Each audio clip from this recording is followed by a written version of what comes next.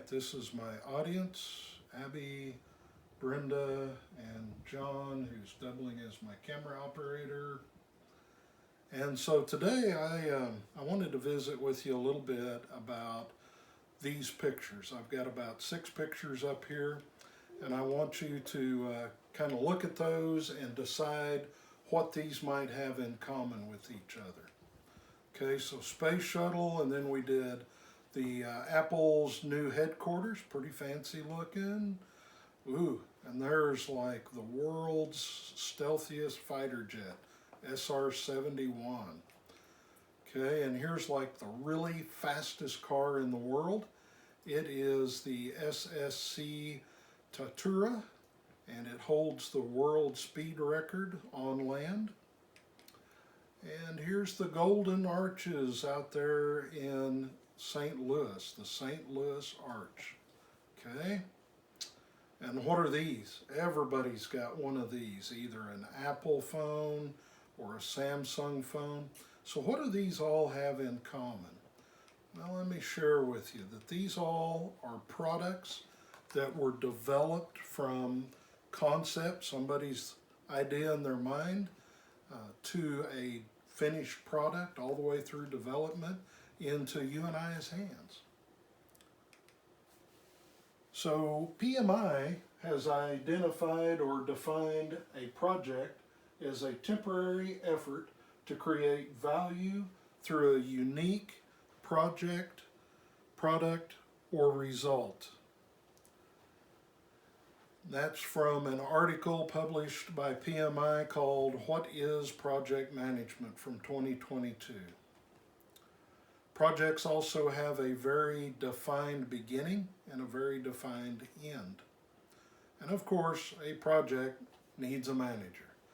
That's where I come in. A project manager is someone who is fully accountable for the outcome of the project, and they're the glue that holds it all together. Pretty exciting.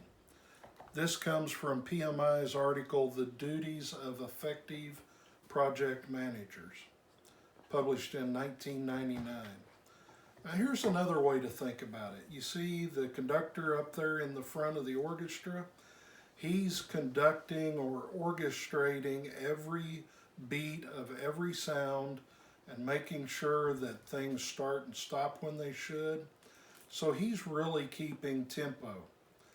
And I like to say as a project manager that I keep the project rhythm. Okay? And so this guy coordinates every task as it begins and ends. So let's think about project management a little bit. It's an extraordinarily challenging thing to do. Often it feels like it's very difficult to feel effective. So much always goes wrong on a project. Just normally the stakeholders, the people asking for the project, don't seem to see it happen. They don't see the errors that happen and the rain that keeps construction from moving on. But in part, the type of organization that a project manager works in is pretty critical to how well they can work. Let's talk about one of those. The most common is a matrix organization, which means that as a project manager, I have a team full of people. None of those people report to me. They all report to their individual department heads. So these team members are responsible for executing every task in a project, but when the project doesn't happen like it's supposed to, the project manager is accountable for anything and everything that goes wrong, because we have no authority over those team members.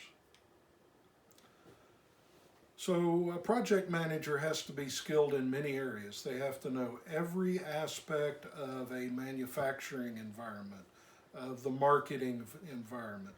They always have to, no matter what happens, be calm and collective and really be that calming force in the middle of a project when everybody else is freaking out. So I want to share a story with you, a recent event that happened to me as a project manager. I was building a prototype piece of construction equipment, and I noticed that we'd go out there every day and look at the progress, and there would be one or two parts bolted on. Snail's pace. Could not get these gentlemen to get motivated to put this machine together. To motivate a team, you have to have buy-in from every member. If the members aren't bought in, then there's not a lot going to happen. All the usual motivational tactics didn't work. Even bringing them breakfast once in a while did not motivate them. So I decided I might turn the tables on them. I might turn the tables on myself on this one. I encouraged them that there was a target date we were shooting for, and offered to let them hold me accountable for them hitting the target date. Tell me what you need, parts, people, anything. You just tell me what you need, and you hold me accountable for this. So the thought really excited them. I mean, to the point, you get to hold the man responsible for the outcome. Excited them so much that before the offer, we were looking at being weeks and weeks and weeks late. After the offer, they got to work. They finished the prototype 2 weeks early.